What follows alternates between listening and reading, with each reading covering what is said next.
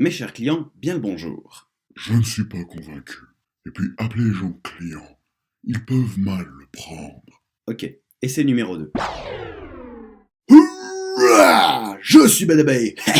Et bienvenue dans... Non, trop long. Ton intro habituelle est longue aussi. Mais ça ne correspond vraiment pas au personnage. J'ai encore une possibilité. Salut les mortels, quoi de neuf sur Apple Store? On va voir ça tout de suite. Non, vraiment, ça ne marche pas d'essayer de piquer le style de quelqu'un de plus connu. Ouais, on reprend l'intro normale.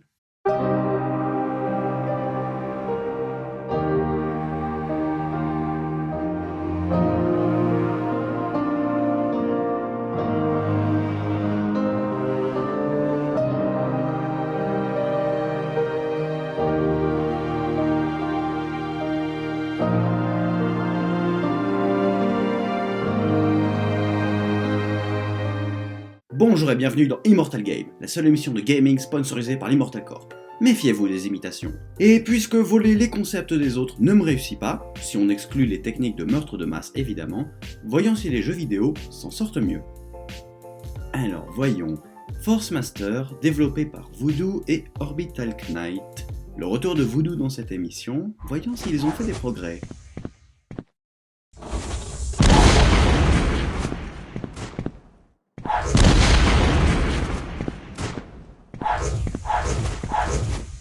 Alors, s'il y a un progrès, ce n'est clairement pas du côté des musiques ni des graphismes. Après, je peux comprendre pour ce dernier point qu'il s'agisse d'un élément lié au gameplay et aux besoins de hitbox clairs. Comme vous le constatez, on avance en ligne presque droite, selon des couloirs fermés, en trucidant des armées de gens venus nous nuire à main nue, alors que nous avons la force. La force?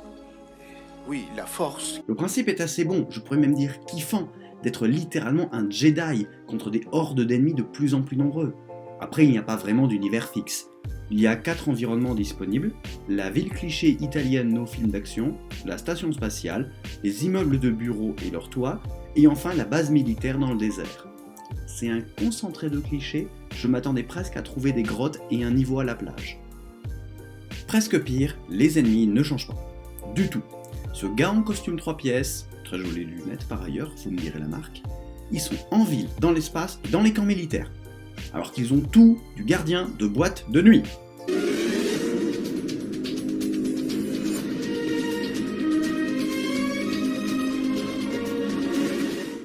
Oui, c'est un métier où il y a un turnover énorme. Donc, il faut souvent accepter des propositions qui peuvent sembler incongrues. Mais on s'y habitue vite. Là, mon CDD sur l'étoile noire s'est terminé, et j'enchaîne tout de suite sur 3 mois de remplacement dans une école primaire. Après, c'est vrai que toutes les places ne se valent pas, ça dépend beaucoup des patrons et des conditions de travail.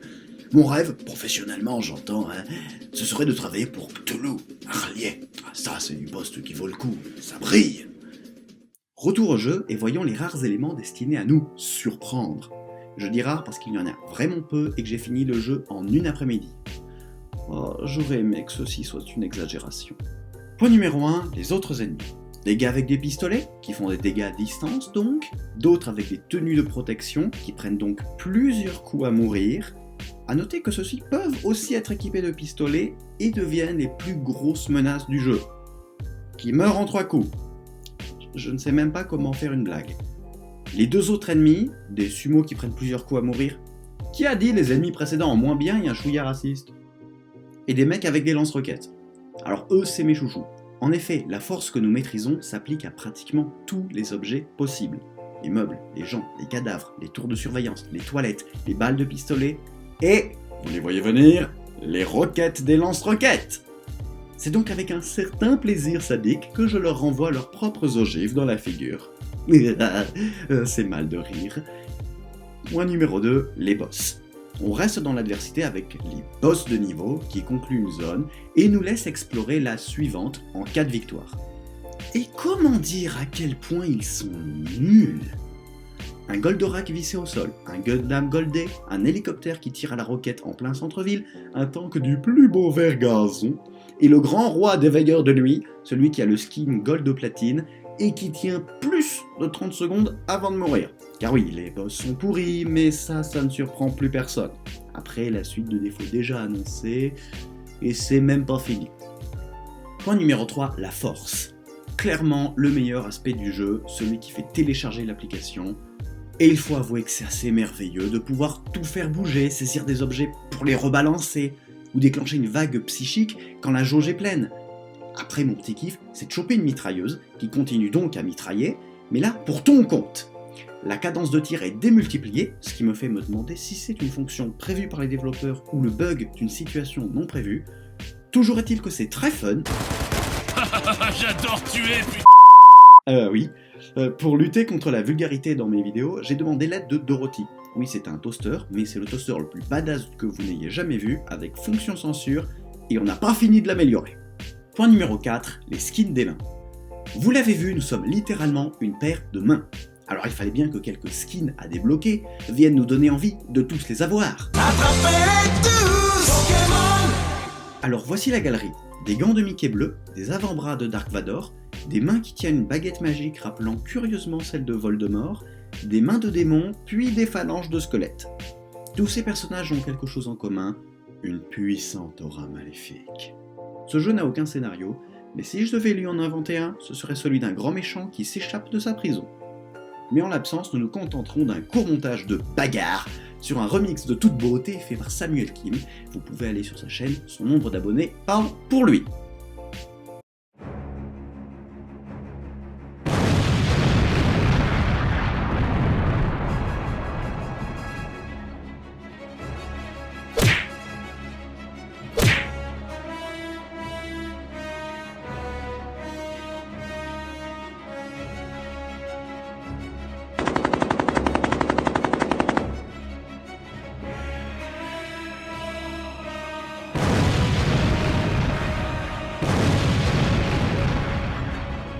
Cette pièce est désormais pacifiée.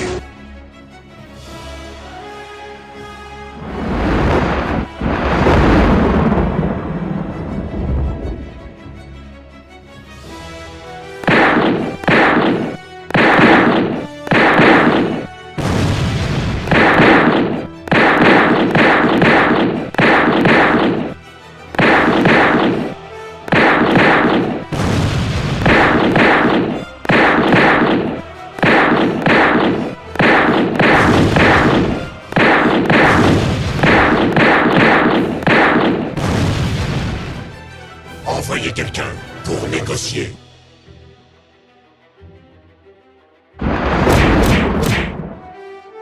Où est-ce qu'il a appris à négocier? Bref, concluons sur ce machin. Le jeu est clairement pas fini.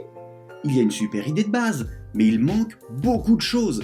Plus de zones, une adaptation des ennemis aux zones, des niveaux plus longs aussi, ce serait bien, des boss qui savent se battre, voire un peu technique en utilisant des fonctionnalités un peu annexes de la force, comme le déplacement d'objets qu'on utilise au final peu, la meilleure stratégie restant pour aujourd'hui de mettre des baffes de force en boucle. Et tant qu'on y est à faire une liste au Père Noël, demandons 2 outils de contrôle différents. Un pour la force, l'autre pour diriger son personnage. Pour l'instant, la maniabilité du personnage est infâme, alors qu'esquiver les coups est une possibilité, et même une possibilité très satisfaisante. Alors les développeurs, vous avez rempli votre jeu de pub, comme à votre triste habitude, alors soyez sympas et faites une grosse mise à jour. En attendant, penchons-nous sur une autre de vos créations. Titan 3D, développé par Voodoo et DevDop. Comme vous le voyez, l'univers est celui de Shingeki no Kyojin, manga ou animé, avec option parodie. Alors voici un petit extrait de gameplay.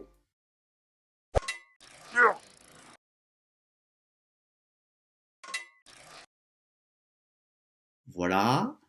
Outre l'ambiance sonore qui vous a instantanément plongé dans l'ambiance, vous avez vu le cœur du jeu et aussi tout ce qui attire notre petit cœur de joueur. On court partout, on tire des grappins pour se jeter sur des murs, ainsi prendre l'ennemi à revers, et ensuite foncer droit sur la nuque des titans pour les tuer. En tout cas, ils tombent à terre avec la peau grisée, ce qui est signe de décès dans la convention des jeux pourris avec des agraphismes faits avec les pieds.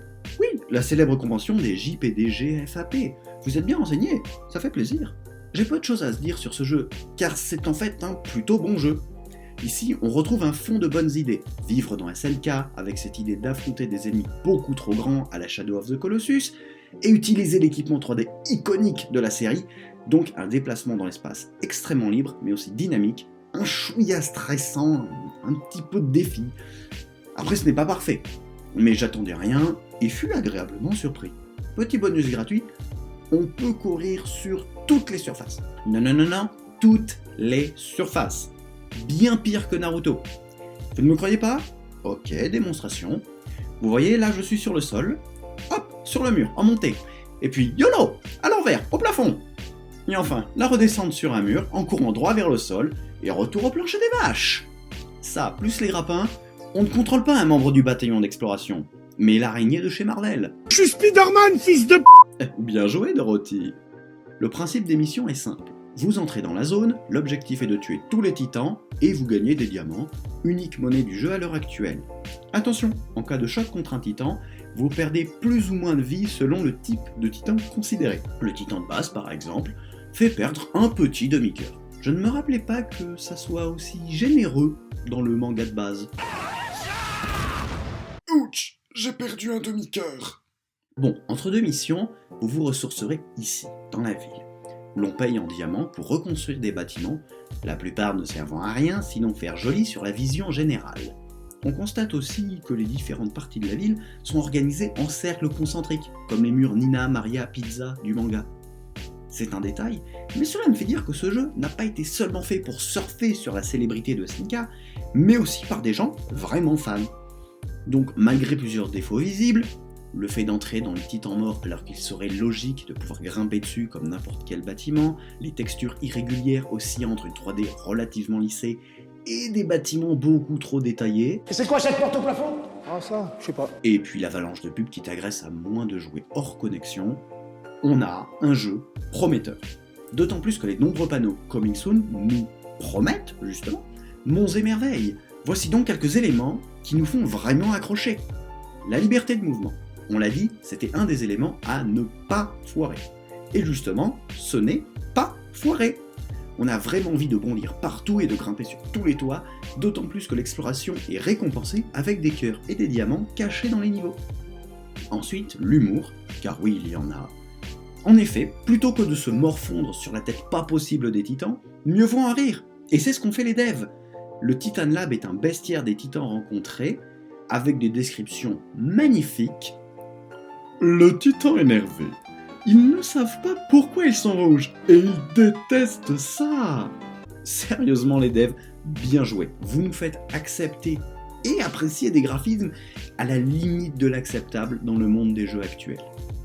Et enfin, le personnage contrôlé. Au début, on peut se demander qui en contrôle d'ailleurs. Cheveux courts et lourde capacité au débitage de titan, on pourrait penser à Levi. Mais en regardant mieux la haute taille et le poitrail de notre avatar, je parie plus sur Mikasa. Et en soi, je préfère, car ce perso, je vais quand même passer un certain temps avec les yeux rivés sur... Merci Dorothy. Bref, un bon jeu en devenir, pas seulement parce qu'il a une bonne idée de base, mais également parce que les gens qui l'ont produit y ont mis du temps et de la passion. Si les mises à jour à venir viennent, on tient peut-être enfin un bon jeu de voodoo, ce qui briserait une longue suite de catastrophes graphiques et publicitaires.